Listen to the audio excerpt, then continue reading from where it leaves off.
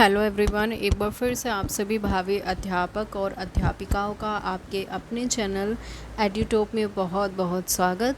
जैसे कि आप सभी को पता ही है, यहाँ पर आपको बिल्कुल क्वालिटेटिव, शानदार और इजी तरीके से पढ़ाया जाता है। तो सभी बच्चे जितने भी चैनल पर नए जुड़े हैं, चैनल को ज़रूर सब्सक्राइब कर लें ताकि आने वाली हर एक न्यू वीडियो की नोटिफिकेशन आपको टाइमली मिल सके। ये जो क्लासेस आपकी चल रही हैं डीएलएड सेमेस्टर 2, आपका बिल्कुल न्यू राजन सीरीज़ यहाँ पर चलाई जा रही है। डेली आपकी रेगुलर क्लासेस यहाँ पर होती हैं। पेपर 1 का सिलेबस हमने पूरे तरीके से कंप्लीट कर लिया है। हिंदी का सिलेबस हमने पूरे तरीके से कंप्लीट कर लिया है। और ये है हमारा पेपर 2, प्रारंभिक शिक्षा के नवीन प्रयास। ठीक है, इसमें हम क्वेश्चन नंबर 10 तक कंप्लीट कर चुके हैं। लघु उत्तरीय प्रश्न हमारे चल रहे हैं। क्वेश्चन नंबर 11 से आज हम स्टार्ट करेंगे। चलिए फिर बिना किसी देरी के क्लास को स्टार्ट कर लेते हैं। देखिए, हमारा क्वेश्चन जो है, गोपाल कृष्ण गोखले का प्राथमिक शिक्षा को सुलभ कराने में क्या योगदान रहा। तो गोपाल कृष्ण गोखले ने 1910 ईस्वी में विधानसभा के सामने ये प्रस्ताव रखा कि यह सभा प्रस्ताव करती है कि संपूर्ण देश में प्राथमिक शिक्षा को निःशुल्क और अनिवार्य बनाने का जो कार्य है वो आरंभ कर दिया जाए। इसके लिए सरकारी और गैर सरकारी लोगों का जो आयोग है वो शीघ्र ही बने और निश्चित उपायों को तैयार करे। ठीक है। दूसरी चीज़ इन्होंने कही कि प्राथमिक शिक्षा सिर्फ वहीं पर अनिवार्य होगी जहां पर पहले से ही 33% बच्चे जो हैं वो शिक्षा ले रहे हैं। इसी के साथ इन्होंने और भी बातें कही। इन्होंने कहा कि ऐसी शिक्षा जो है 6 से 14 साल के बालकों के लिए होगी, ना कि बालिकाओं के लिए। ठीक है, गर्ल्स के बारे में इन्होंने बिल्कुल नहीं सोचा। थर्ड, इन्होंने कहा कि इस शिक्षा का भार स्थानीय संस्थाएं और प्रांतीय संस्थाएं दोनों मिलकर करें और उनका जो रेशियो हो वो 1:2 के अनुपात में वहन करें सरकार। नेक्स्ट है हमारा क्वेश्चन, कोठारी आयोग के गुणों का वर्णन कीजिए। अब देखिए, जो कोठारी आयोग है, सबसे पहले उसने अधिक से अधिक शिक्षा ग्रहण करने के लिए लोगों को आग्रह किया कि ज़्यादा से ज़्यादा जो है लोग शिक्षित हों। दूसरी चीज़, उन्होंने नवीन प्रयोग और शोध कार्यों को प्रोत्साहन किया। शिक्षा के पुनर्संगठन द्वारा उसे उपयोगी बनाए जाने के व्यवहारिक प्रतिरूप का सुझाव प्राप्त होना। शिक्षा का सर्वांगीण विकास के लिए इन्होंने कहा। शिक्षा पर अधिक से अधिक धन व्यय किए जाने का सुझाव इन्होंने दिया। शिक्षण प्रणाली और मूल्यांकन में महत्वपूर्ण परिवर्तन के लिए इन्होंने कहा। अब बात करते हैं कोठारी आयोग के कुछ दोष भी थे उसके बारे में। तो देखिए, इस आयोग को पूर्णतया क्रियान्वित रूप से गांधी जी की बेसिक शिक्षा का प्रत्यय जो है समाप्त हो जाएगा। अगर हम बिल्कुल पूर्ण तरीके से इस आयोग को क्रियान्वित करते हैं तो क्या होगा, जो गांधी जी की बेसिक एजुकेशन है पूरी तरीके से डिमोलिश हो जाएगी, समाप्त हो जाएगी। विज्ञान और प्रौद्योगिकी की शिक्षा पर बल देने के कारण बालकों का नैतिक और आध्यात्मिक विकास रुक जाएगा। तीसरा है, अंग्रेजी पर जोर देने से भारतीय भाषाओं का जो विकास है वो अवरुद्ध हो जाएगा। और संस्कृति के अध्ययन के अभाव में जो हमारी प्राचीन भारतीय संस्कृति है और सभ्यता है उसका लोप हो जाना। तो ये सारी जो है ड्रॉबैक थे किसके, कोठारी आयोग के। लास्ट है, प्रारंभिक शिक्षा के संदर्भ में स्पष्ट विचारों का भी इनका अभाव था। प्रारंभिक या फिर प्राथमिक शिक्षा के लिए इन्होंने पूरी तरीके से स्पष्ट कुछ नहीं बोला था। नेक्स्ट क्वेश्चन है, भारतीय शिक्षा आयोग के प्रभावों का वर्णन कीजिए। अब देखिए, जो शिक्षा आयोग है 1964-66 या कोठारी आयोग, इसके आधार पर राष्ट्रीय शिक्षा नीति का निर्माण किया गया था। 24 जुलाई 1968 को घोषित किया गया। इसे पूरे देश में 10+2+3 शिक्षा संरचना लागू करने के प्रयास के लिए NCTE ने प्रथम 10 साल की शिक्षा के लिए आधारभूत पाठ्यक्रम तैयार किया, जिसमें त्रिभाषा सूत्र के आधार पर 3 भाषाओं का अध्ययन, देश का आधुनिकीकरण करने के लिए विज्ञान और गणित का अध्ययन, माध्यमिक स्तर पर व्यवसाय शिक्षा की शुरुआत करने के लिए कार्यक्रम का अनिवार्य किया गया। और कुछ प्रांतों में इस आधार पर प्रथम 10 साल की शिक्षा की पाठ्यचर्या का निर्माण किया गया और उसे चालू किया गया। उच्च शिक्षा में डिग्री कोर्स को 3 साल का कर दिया गया। उच्च शिक्षा और व्यावसायिक तकनीकी और प्रबंधन शिक्षा के विस्तार के साथ साथ उनके उन्नयन के लिए ठोस कदम उठाए गए। साथ ही शिक्षक शिक्षा में सुधार होने शुरू हुए और प्रौढ़ शिक्षा के कार्यक्रमों को व्यापक बनाया गया। तो इस आयोग ने शैक्षिक अवसरों की समानता के जो सुझाव दिए उनका अनुपालन भी प्रारंभ हुआ। राष्ट्रीय शिक्षा नीति 1986 का जो निर्माण था वो भी इसी आधार पर किया गया। नेक्स्ट क्वेश्चन है, यशपाल समिति के सुझाव और रिपोर्ट का सारांश लिखिए, या फिर शिक्षा बिना बोझ के। देखिए, जो यशपाल समिति है उन्होंने कहा था लर्निंग विदाउट बर्डन। ठीक है, लर्निंग में किसी भी तरह का बर्डन नहीं होना चाहिए। तो बस्ते के बोझ को कम करना, इस समस्या के समाधान के लिए केंद्र सरकार ने 1992 में श्री यशपाल जी के अध्यक्षता में एक समिति का गठन किया था। इस समिति ने अपनी रिपोर्ट अगस्त 1993 को प्रस्तुत की। इसमें बस्ते के बोझ को कम करने के स्थान पर और बढ़ा दिया गया। ठीक है, जब इन्होंने अपनी रिपोर्ट प्रस्तुत की 1993 में, तो इसमें बस्ते के बोझ को घटाने की बजाय और क्या हो गया, वो बढ़ गया। सरकार ने इसकी समीक्षा के लिए श्री वाई एन चतुर्वेदी के अध्यक्षता में एक दल का गठन किया। उस दल ने पाठ्यक्रम के बोझ को कम करने के स्थान पर प्राथमिक स्तर पर प्रवेश की आयु बढ़ाने, विद्यालय कार्य दिवस बढ़ाने, विद्यालयों की स्थिति सुधारने, पाठ्यपुस्तकों में सुधार करने पर जोर दिया। साथ ही साथ सतत और व्यापक मूल्यांकन पर बल दिया। इस दृष्टि से इसके लिए निम्नलिखित उपाय जो हैं वो कारगर सिद्ध हो सकते हैं। देखिए, वो कौन कौन से उपाय हैं। सबसे पहला तो ये है कि आजकल जो ज्ञान है वो तो असीमित है और किशोरों की जो ग्रहण शक्ति है वो सीमित है।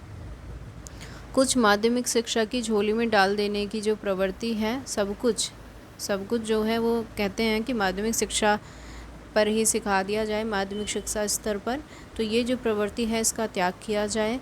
जन चेतना संबंधी प्रकरणों को औपचारिक शिक्षा की पाठ्यक्रम का अंग बनाने के स्थान पर वह कार्य जनसंचार के माध्यमों द्वारा किया जाए। उस स्थिति में माध्यमिक स्तर की वर्तमान पाठ्यचर्या का बोझ लगभग 5% कम हो जाएगा। नेक्स्ट है फिर माध्यमिक स्तर पर केवल मातृभाषा का अध्ययन अनिवार्य हो और जो प्रतिभाशाली छात्र छात्राओं के लिए 1 से 2 भाषाएं सीखने की सुविधा दी जाए। समय की मांग के अनुसार किसी भी माध्यमिक विद्यालय में राष्ट्रभाषा हिंदी और अंतर्राष्ट्रीय भाषा अंग्रेजी के अलावा अन्य भाषाओं के अध्ययन की सुविधा भी अवश्य हो। औसत बच्चों पर 2 अन्य भाषाओं के अध्ययन को अनिवार्य करने से वर्तमान पाठ्यचर्या का जो बोझ है वो 20% और कम हो जाएगा। तो उस स्थिति में इस स्तर पर अपव्यय और अवरोधन भी कम हो जाएगा। नेक्स्ट है फिर वर्तमान समय में प्राथमिक स्तर पर विज्ञान और गणित का जो पाठ्यक्रम है वह सैद्धांतिक अधिक और अनुप्रयोग आधारित कम है। उन्होंने कहा कि थ्योरेटिकल ज़्यादा है लेकिन एक्सपेरिमेंटल कम है। तो उससे भी औसत बच्चों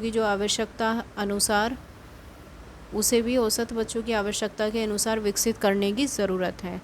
तब बच्चों की उसमें रुचि होना स्वाभाविक है। इससे भी इस स्तर पर पाठ्यक्रम का जो बोझ है वो लगभग 5% कम होगा और अपव्यय और अवरोधन में भी कमी आ जाएगी।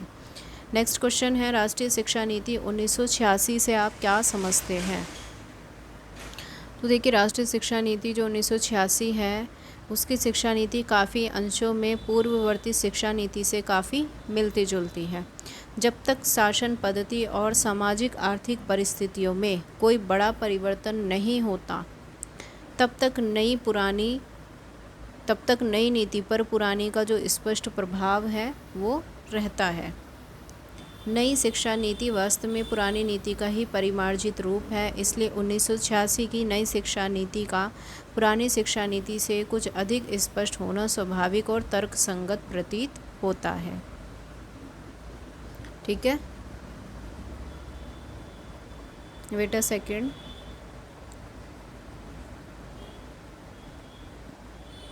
परंतु नई शिक्षा नीति अपने साथ अनेक संकल्प लेकर आती है। इस नीति के अवलोकन से स्पष्ट है कि इसमें शामिल किए गए जो संकल्प हैं वो निम्नांकित हैं। अब देखिए, सबसे पहला तो ये है कि 10+2+3 प्रणाली के प्रथम 10 वर्षों को 5+3+2 में विभक्त करने की राष्ट्रीय संरचना। नेक्स्ट है फिर राष्ट्रीय पाठ्यक्रम की संकल्पना। थर्ड है शैक्षिक अवसरों की समानता और शिक्षा गुणवत्ता की तुलनीयता पर जोर देना। केंद्र सरकार का अधिक दायित्व, पूर्व प्राथमिक शिक्षा को प्राथमिकता देना और प्राथमिक शिक्षा की गुणवत्ता का उन्नयन करना। उपयुक्त कथन से स्पष्ट है कि नई शिक्षा नीति के द्वारा राष्ट्रीय स्तर पर शिक्षा में एकरूपता लाने का प्रयत्न किया गया। राष्ट्रीय शिक्षा संरचना, राष्ट्रीय पाठ्यक्रम, अवसरों की समानता, शैक्षिक गुणवत्ता की तुलनीयता, केंद्र का अधिक दायित्व, भारतीय शिक्षा जैसे प्रावधान इस दिशा में भी मील का पत्थर सिद्ध हो सकेंगे। इनसे प्रजातांत्रिक राष्ट्र की एक मूलभूत मान्यता की पुष्टि हो सकेगी। नेक्स्ट क्वेश्चन है, राष्ट्रीय महिला परिषद द्वारा नारी शिक्षा के विषय में क्या सिफारिशें की गई। तो देखिए, ये जो परिषद था ये 1959 में आया था और शिक्षा मंत्रालय ने स्त्री शिक्षा की समस्या पर विचार करके अलग अलग इकाई भी नियुक्त की। और यह जो परिषद है वो सामान्य रूप से निम्नलिखित कार्य करती है। सबसे पहला तो विद्यालय स्तर पर लड़कियों की शिक्षा के प्रचार प्रसार तथा सुधार की रीतियों, कार्यक्रमों और आवश्यकता के बारे में सुझाव देना। दूसरा है उक्त क्षेत्रों में व्यक्तिगत प्रयासों के अधिक उपाय सुझाना और स्त्री शिक्षा के पक्ष में जनमत को जागृत करना। किए गए कार्य की प्रगति का मूल्यांकन करना और भावी प्रगति की योजना बनाना। स्त्री शिक्षा की समस्याओं का अनुसंधान करना, सर्वेक्षण करना और सेमिनार करना। क्वेश्चन नंबर नेक्स्ट 18, राष्ट्रीय शिक्षा की नवीनतम नीति। 1992 का निर्माण क्यों हुआ, कैसे हुआ और कब हुआ। देखिए, जब 1986 की राष्ट्रीय शिक्षा नीति के क्रियान्वयन की समीक्षा के लिए जुलाई 1991 में केंद्रीय सलाहकार बोर्ड द्वारा एक समिति का गठन आंध्र प्रदेश के मुख्यमंत्री श्री जनार्दन रेड्डी की अध्यक्षता में किया गया था। तो इस समिति ने अपना प्रतिवेदन जनवरी 1992 को प्रस्तुत किया और निष्कर्ष निकाला कि राष्ट्रीय शिक्षा नीति 1986 में बहुत ही कम संशोधन की ज़रूरत है, किंतु इसकी योजना में विशेष संशोधन की आवश्यकता है। इसी आधार पर कार्य योजना 1992। देखिए, एक चीज़ यहाँ पर ध्यान से देखिए, इन्होंने कहा कि 1986 की जो शिक्षा नीति है उसमें बहुत कम संशोधन की ज़रूरत है। दूसरी तरफ इन्होंने कहा लेकिन जो इसकी कार्य योजना है उसमें बहुत ज़्यादा संशोधन की ज़रूरत है। तो इसी के आधार पर 1992 में जो ये शिक्षा नीति थी ये प्रस्तुत की गई और राष्ट्रीय शिक्षा नीति 1986 के प्रावधान सन 1992 में प्रस्तुत उसी संशोधित कार्य योजना को संयुक्त रूप से हमने राष्ट्रीय शिक्षा नवीनतम नीति 1992 के नाम से जानते हैं। आगे बढ़ जाते हैं। नेक्स्ट क्वेश्चन, राष्ट्रीय शिक्षा नीति 1992 के उद्देश्य क्या थे। सबसे पहला उद्देश्य ये था इनका कि जो हमारी शिक्षा है उसे व्यवसायीकरण किया जाए, उसका माध्यमिक शिक्षा स्तर के पाठ्यक्रम के व्यवसायीकरण पर जोर देना। ठीक है। अब देखिए, दूसरी चीज़ इन्होंने क्या कही कि आधुनिक युग के विभिन्न वैज्ञानिक और प्राविधिक परिवर्तन के संदर्भ में जनशक्ति को जागृत करना, उनके उपयोग हेतु शिक्षा के विभिन्न स्तरों पर छात्रों को उनकी जानकारी देना। नेक्स्ट है निरक्षरता को दूर करने के लिए सार्थक और गैर सार्थक उपायों को या प्रयासों को प्रोत्साहित करना। इस दिशा में प्रौढ़ शिक्षा, अनौपचारिक शिक्षा, सतत शिक्षा, विज्ञान शिक्षा, मुक्त विश्वविद्यालयों आदि पर बल देना। आज का हमारा लास्ट क्वेश्चन है 20, राष्ट्रीय शिक्षा नीति नवीनतम नीति 1992 की कुछ नई संकल्पनाओं का उल्लेख कीजिए। अब देखिए, इसमें किस किस बात पर जोर दिया गया था।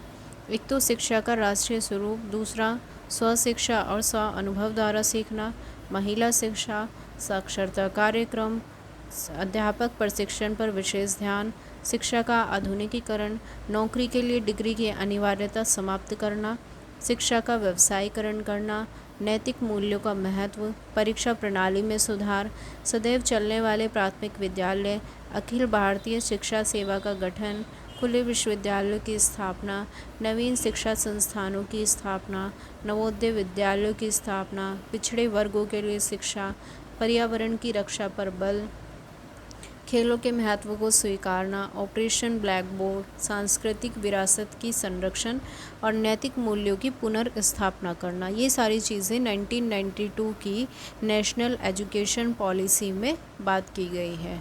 ठीक है, इससे आगे जो हमारा क्वेश्चन है 21, इसको हम नेक्स्ट क्लास में स्टार्ट करेंगे। तो आज हमारे 20 तक के लघु उत्तरीय प्रश्न हो जाते हैं कंप्लीट। इससे आगे हम इसी वे में शानदार और इजी तरीके से आपको पढ़ाते रहेंगे। उम्मीद करती हूँ आपसे कि आप सभी को बिल्कुल अच्छे से समझ में आया होगा। अगर समझ में आ रहा है तो चैनल को ज़रूर सब्सक्राइब कर लें, ताकि आने वाली हर एक न्यू वीडियो की नोटिफिकेशन आपको टाइमली मिल सके। ठीक है भाई, चलिए फिर मिलते हैं नेक्स्ट क्लास में। तब तक के लिए सभी को have a good day, bye bye, thank you so much.